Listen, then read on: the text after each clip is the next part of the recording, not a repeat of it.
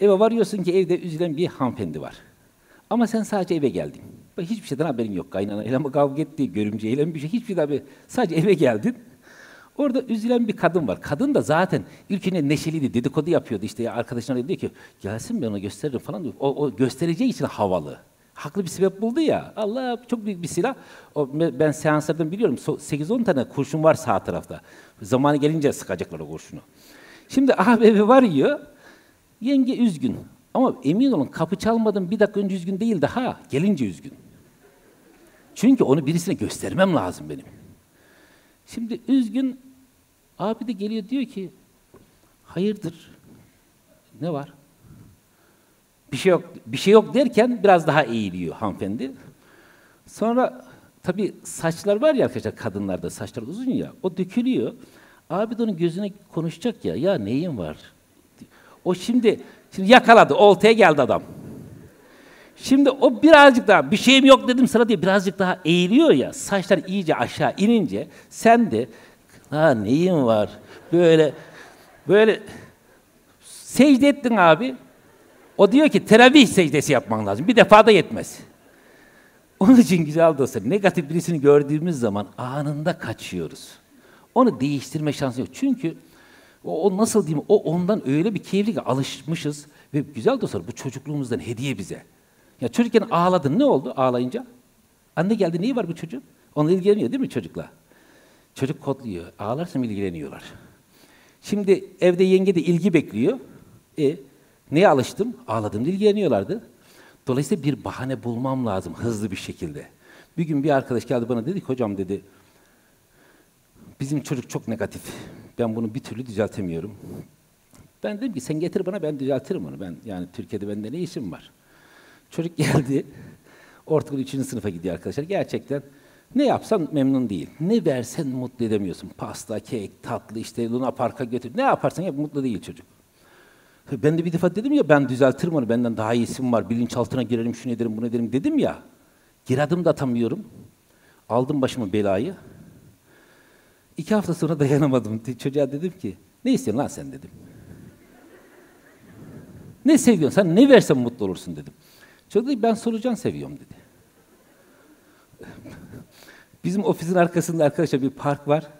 O gün hava yağmurluydu. Seynur ablamız var ofiste çalışanımız. Abla dedim, gel gidelim biraz solucan toplayalım. Gittik. Biraz solucan topladık. 20-30 tane işte. Getirdik. Al madem bunu istiyorsun. Çocuk dedi ki, ben öyle sevmiyorum ki dedi. Nasıl seviyorsun dedik. Ben kızarmış seviyorum dedi. Tamam hadi Seynur abla inat. Hadi bunu kızarttı Seynur abla. Getirdi, verdik. Al buyur. Ben öyle sevmiyorum ki dedi. Lan nasıl seviyorsun dedik. Ben bir tane seviyorum dedi.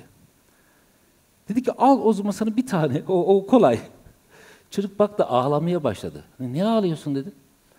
Ben yalnız mı yiyeceğim bunu dedi. Ben arkadaşlar gözümü kapattım. Ortadan ikiye kestim solucanı. Yarısını attım ağzıma. Çocuk ağlıyor. Lan ne ağlıyorsun dedim. Benim tarafımı yedin.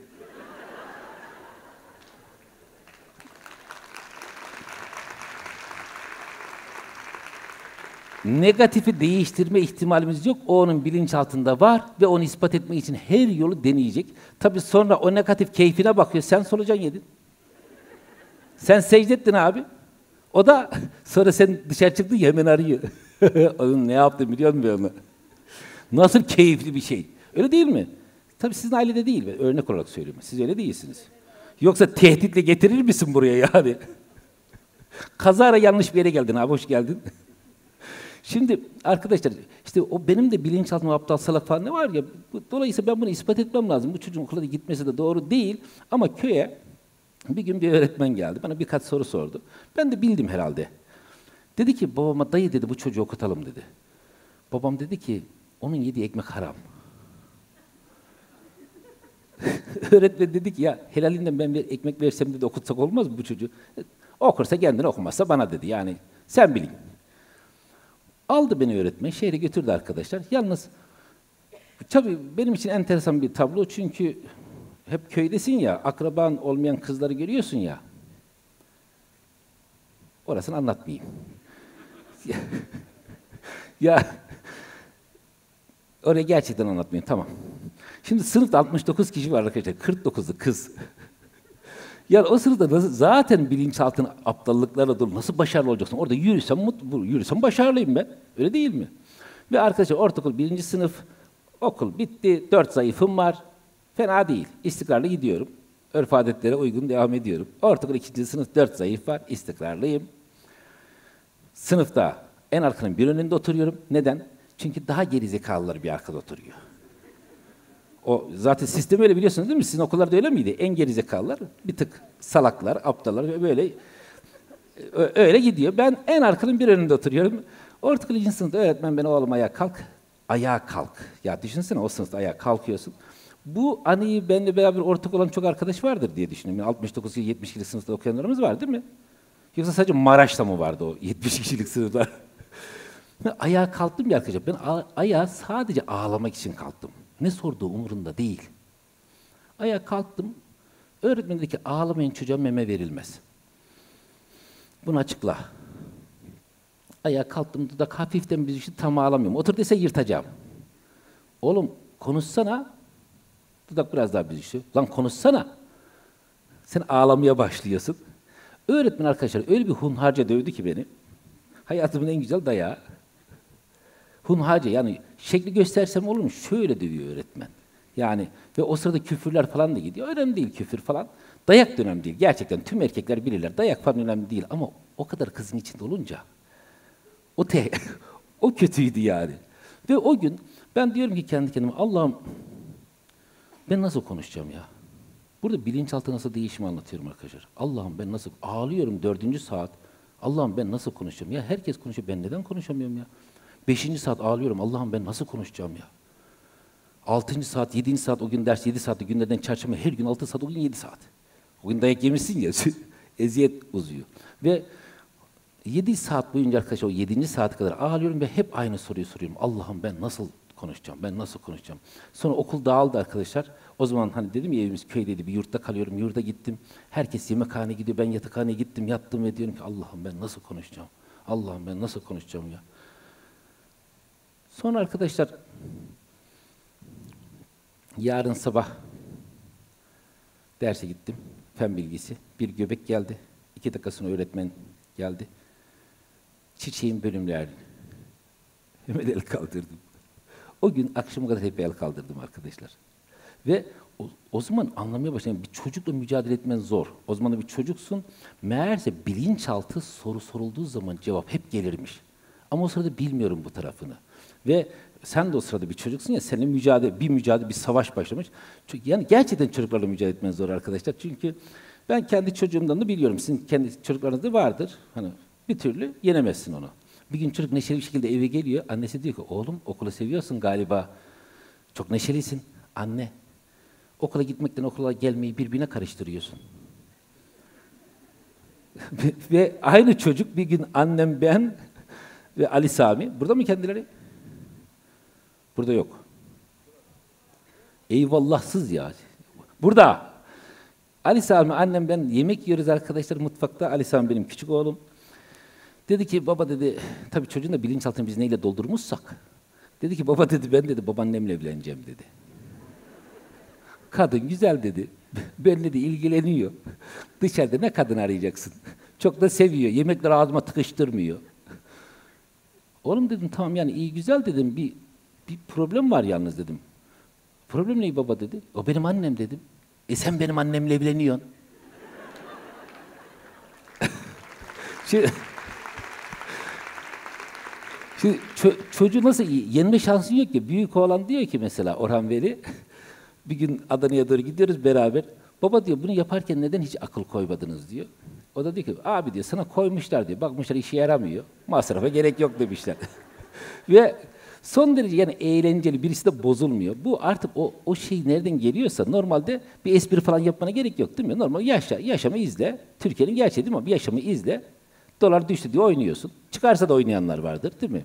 İzliyoruz ve eğleniyoruz. Annem bir gün arkadaşlar, herhalde o komedi annemden geliyor. Yani çünkü farkında olmadan espriler yapıyor annem. Yani normal konuşması espri. Bir gün köyün imamı, annem, ben şehre gidiyoruz. Annem herhalde amcamı pek sevmiyor. Onu kötüleyecek. Daha doğrusu babamdan annem çekiniyor. Ama amcamın eşi amcamdan hiç çekinmiyor. Annem diyor ki, karısından korkan diyor cehennemliymiş diyor. Köyün imamı da diyor ki, teyze diyor o hurafedir diyor. Hurafe mi neyse işte cehennemliymiş diyor. Şimdi, şimdi nasıl anlatacaksın kadına? Ve yalnız arkadaşlar gerçekten amcam da gerçekten çok korkuyor ve hani bir insan korkuyorsun ya bir şey yaparsın değil mi? Yani o öyle bir kadınla yaşamaktansa amcanın birisi postaneye gidiyor arkadaşlar postane diyor ki bizim hanım kayboldu diyor. Postane müdürüne. Öyle mi diyor ya? Geçmiş olsun diyor. Yani neyse üzüldüm sizin adınıza diyor. Yani ama diyor bunun için diyor polise gitmen gerekmiyor mu?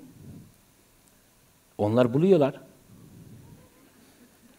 Ben diyor resmi bir şey yapılması gerekiyorsa yap sen işte postane müdürüsün tutarak bir şey yapıyorsan yap. Yani amcam onu da yapmıyor yani. Ama postane müdürüne gitmiş değil mi adam? Bazen arkadaşlar bir şey yapman gerekir ve bir şey yapmak için birisine varırsın abi. Kişisel gelişim var, onun için varıyorlar yani. Şimdi gidiyor biz bir şey yapacağız işte millet zengin olacak. La öyle olsa ben olmaz mıyım? Ben kendim olurum ne? Öyle değil mi abi? Şimdi ama gene de gidiyoruz bir hipnozcuya şuna buna. Bir beyefendinin bir hastalığı var. Bir hipnozcuya gidecek beyefendi. Hastalığı var bir türlü iyileşmiyor. Doktora falan gidiyor iyileşmiyor. Diyorlar ki ona bir hipnozcuya git senin bilinçaltı problem var o seni iyileştirir. O da diyor ki tamam oraya da deneyelim. Gidiyor. Hipnozcu diyor ki de ki ben hasta değilim ben hasta değilim de diyor. O zaman diyor hastalığın geçer. Adam da gidiyor eve. Ben hasta değilim, ben hasta değilim, ben hasta değilim. Gerçekten bir hafta sonra iyileşiyor adam. Karısı diyor ki, ya diyor bu güzel bir şeymiş diyor. Bu diyor hani yatak odasında bizim problem var ya diyor. Onun için de gitsene diyor. Adam tamam diyor, gidiyor. Gidiyor hipnozcuya, akşam geliyor her şey güzel, harika. Kadın diyor ki, ne dedi sana? Adam gülüyor, cevap vermiyor. Ya diyor, ne dedi sana? Gülüyor, cevap vermiyor.